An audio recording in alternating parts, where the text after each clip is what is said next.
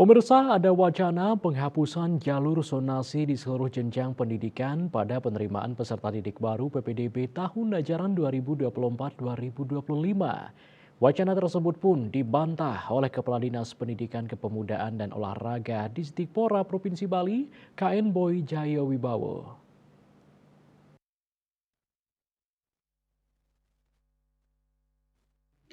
Kadisdikpora Bali Boy Jayawibawa menegaskan bahwa sistem PPDB tahun 2024 ini masih menerapkan sistem seperti tahun-tahun sebelumnya. Jalur zonasi masih akan diterapkan baik untuk SMA maupun SMK di Bali.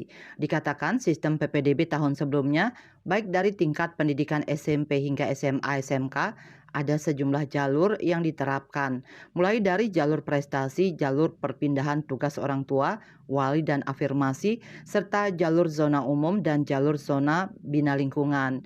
Dikatakan untuk tahun 2024 ini siswa-siswi tamatan SMP berjumlah sekitar 65.000. Kursi di SMA SMK negeri maupun swasta masih siap menampung keseluruhan lulusan siswa SMP tersebut. Winata Bali Pos melaporkan.